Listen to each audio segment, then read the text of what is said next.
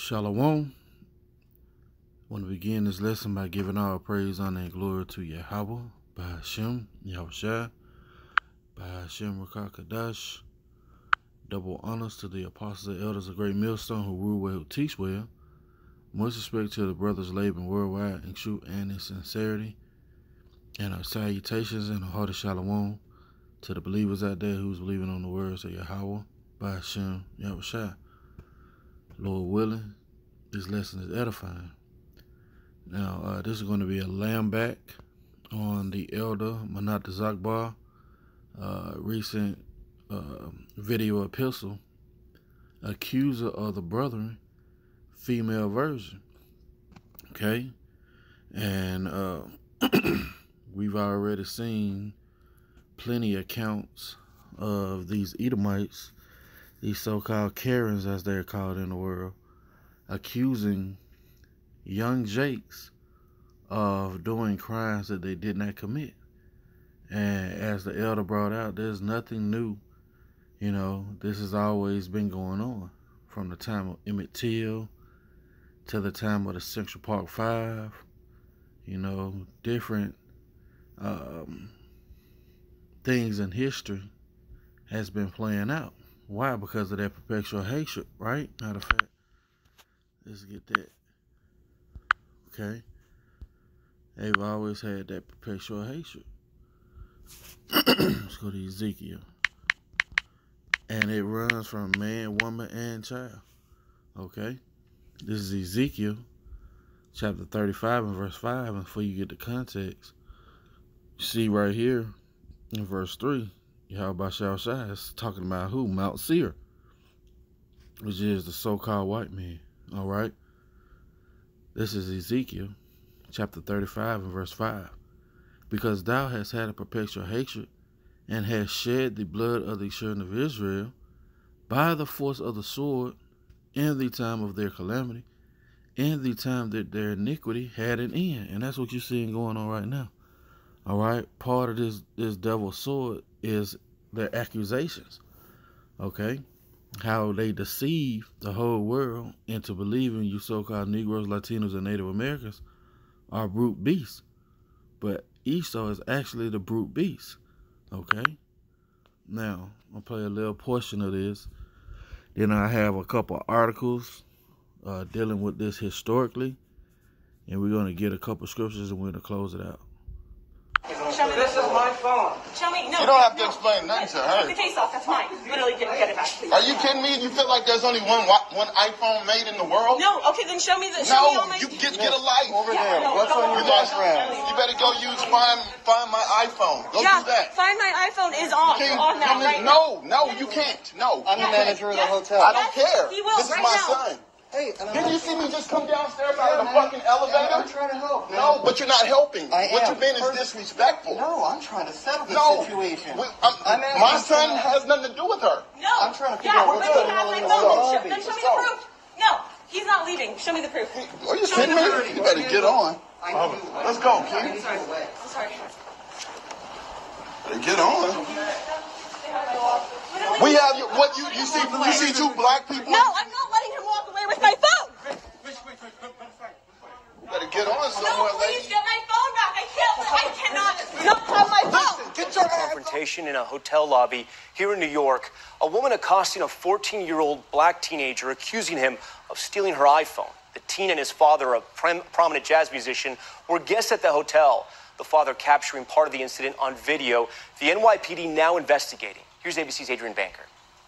Tonight, this video of a scuffle involving an unidentified woman claiming a teenager had allegedly stolen her phone, sparking outrage. This is my phone. Show me. No. You don't have to explain nothing to her. Take the case off. That's mine. Literally, get it back, please. Are you kidding me? You feel like there's only one iPhone made in the world? Now, Keon Harold, a prominent jazz musician and father of the teen, is speaking out. We were basically targeted, and the lady from the video, you know, is screaming and, you know, erratically that my son somehow took her phone.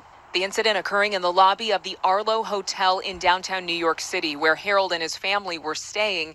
Within seconds, the hotel manager gets involved. No, I'm trying to settle the situation. My son has nothing to do with her. No. I'm trying to figure out what's going on in the lobby. Then show me the proof. We have you see two black people. No, I'm not letting him walk away with my phone. As the situation escalates, the woman's seen on the ground. It's not clear if she was pushed or fell. Harold claims she scratched him and tackled his son. Listen, get your ass on. I didn't have the opportunity to be believed, and neither did my son. We were guilty, then proven innocent. Now, the Arlo Hotel. All right. As you see. All right. This is that perpetual hatred that Esau Edom, the so-called white woman, man, woman, and child, has for the children of Israel. All right. And it's ongoing. Okay. Now I have a couple of articles, that I want to bring out edification on. That lets you know that, hey, this has always been, okay? Says Berkeley News, unmasked. Many white women, so-called white Edomites, were southern slave owners too, okay? I'm not going to get too much into this. Lord willing, I'll leave these in the description box. Okay? Let's see. Is anything prevalent that I want to bring out in this particular article? No. Let's go to the next article. Okay? Once again, it says, unmasked. White women, so-called white, if they're really red, were southern slave owners too. Okay? This is from history.com, right? And I really don't usually trust history.com because, history is written by the victors and they skew information.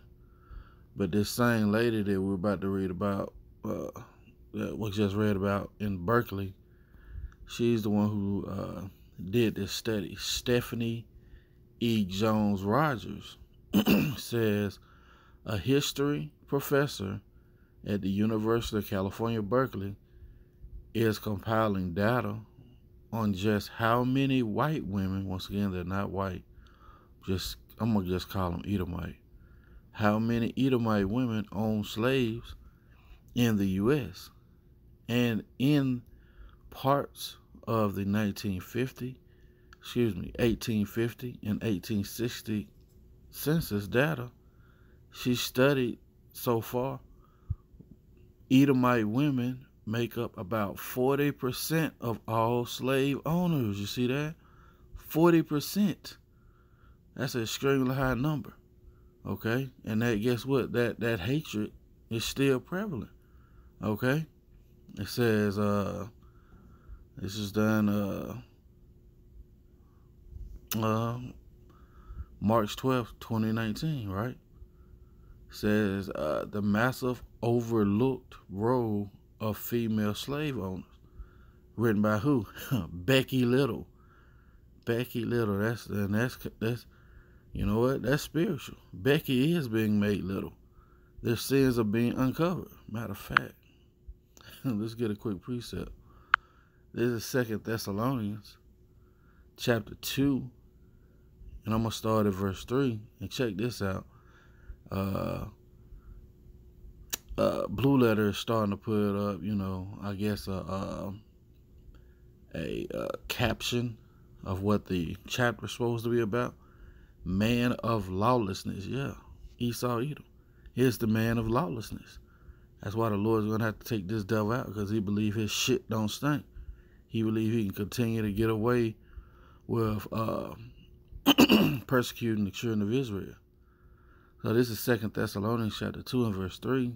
Let no man deceive you by any means, for that day shall not come, except there come a falling away first, and that man of sin be revealed, the son of perdition. Yeah, who was that man of sin? Esau Edom. Matter of fact, his whole family, okay, says, who opposeth and exalteth himself above all that is called the Most High, or that is worshipped, so that he, as the Most High, sitteth in a temple of the Most High, showing himself that he is the Most High. Yeah, that's what he do with all his damn Renaissance period and Renaissance period art and all that come after it, right? Verse 5. Remember ye not that when I was yet with you, I told you these things. And now ye know what withholding, that he might be revealed in his time. And guess what? It's the time of Esau's wickedness to be revealed. Okay? So he can be made small among the nations. Verse 7. For the mystery of iniquity doeth already work. Only he who now letteth will let, until he be taken out the way. And there, we ain't on Yahweh shall shine for that said measure to be fulfilled. Okay? And then shall the wicked, and then shall that wicked be revealed, whom the Lord shall consume with the spirit of his mouth, and shall destroy with the brightness of his coming. And he's being revealed now by the mouth of the prophets. That's how the Lord is consuming him. Okay? Starting with our apostles and elders on down. Brothers of like mind, revealing this devil for who he is.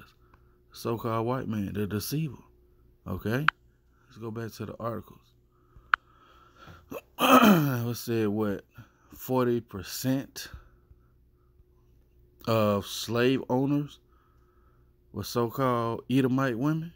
Okay? It says, let's highlight it again. Edomite women owned slaves in the U.S. and in the parts of the 1850 and 1860 census data she studied so far. Edomite women make up about 40% of all slave owners. So you see how these devils have always conducted themselves in this way. And best believe the Lord is bringing out this information, so when it's time for the judgment to be rendered, he's justified. Okay? First you have to present evidence. Once you present the evidence, the judge renders his what? His verdict. And we already know what the verdict is: death. Okay? It says, let's read the first part of this, and then we'll go into more of the scriptures. It says, how Edomite women's, right? And women is already plural, so that makes no sense. And this is done by the Vox.com. It says, how Edomite women investment in slavery has shaped America today. It says, Edomite women are sometimes seen as bystanders to slavery. A historian explains why that's wrong. This is what written August 19th, 2019. So all these things are a little bit over a year old. Why? Because we're in a time of this devil being revealed. Okay? It says, in the American South, before the Civil War, Edomite women couldn't vote. They couldn't hold office. When they married, their property technically belonged to their husbands. But historian Stephanie Jones Rogers notes there was one thing they could do, just as Edomite men could. They could buy, sell, and own enslaved people. You see? And once again, this same lady, Cal Berkeley, okay, like I said, Lord willing, I'll leave these articles in the description box. And if you want to, do a video on the brothers, you can. But these are the same devils. Nothing has changed. Okay? This is Jeremiah chapter 13 and verse 23. Can the Ethiopian change his skin, or the leopard his spots? Then may ye also do good that are accustomed to do evil. You see? So these devils are accustomed to do evil. They can't do any good. That's how the Lord has them made. Okay? And there's many horror stories, that we don't even know about these devils doing. Again, let's read it. Can the Ethiopian change his skin, or the leopard his spots? Then ye also do good that are accustomed to do evil. Yeah, they are accustomed to do evil. Okay? And that's why the Lord is preparing them a great judgment. Okay? Let's go to Proverbs. Let's bring up Proverbs. Chapter 16. Okay? The contrast the upright and the wicked. Who is the wicked? Esau, Edom. Who is the upright in heart? The Israelites. More importantly, the elect. Okay? This is Proverbs chapter 16 and verse 4. The Lord hath made all things for himself, yeah, even the wicked for the day of evil, you see? That's who he's made them for the day of evil. Everyone that is proud in heart is an abomination to the Lord. Though hand join in hand, he shall not be unpunished, you see? These people are abomination unto the Lord. Okay? What you see right here is, more of the same. And the Lord is having these devils being revealed in their time. Let's go to Ecclesiastes chapter 7. This is Ecclesiastes chapter 7 and verse 13. Consider the work of the Most High, for who can make that straight which he have made crooked? See? Let's read this again.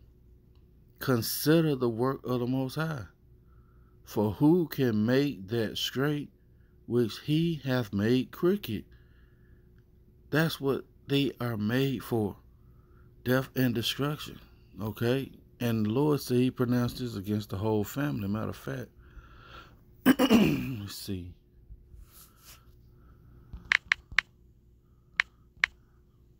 Okay?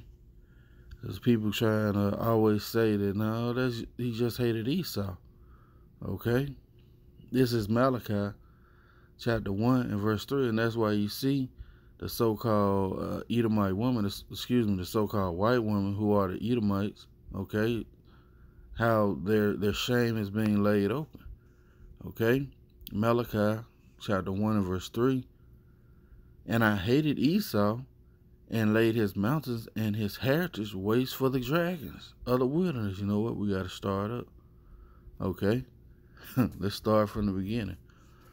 Malachi 1 and 1. The burden of the word of the Lord to Israel by Malachi. I have loved you, saith the Lord, yet ye say, wherein hast thou loved us? Was not Esau Jacob's brother, saith the Lord? Yet I loved Jacob, and I hated Esau, and laid his mountains and his heritage waste for the dragons of the wilderness.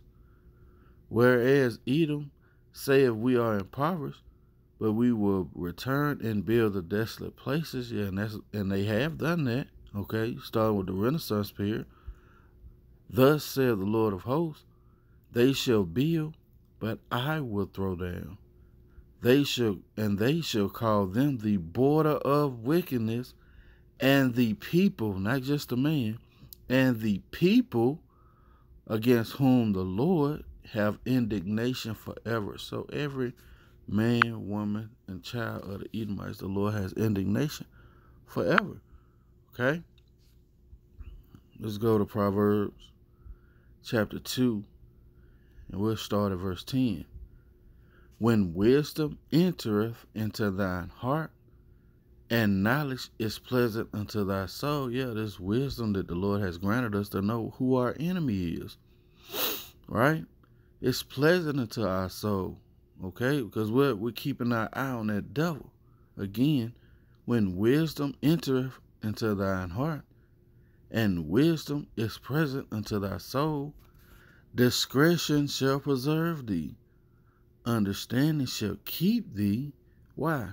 To deliver thee from the way of the wicked, to deliver thee from the way of the evil man, from the man that speaketh forward things, yeah, the accuser of our brethren, okay? The female edition or the female version in this account, okay? Again, to deliver thee from the way of the evil man, from the man that speaketh forward things, who leave the path of uprightness to walk in the ways of darkness. And yeah, Esau has the book, but he chose to walk in the ways of darkness because that's how the Most High has him made it. Okay? Who rejoice to do evil and delight in forwardness of the wicked. Yeah, they rejoice to do evil. Okay?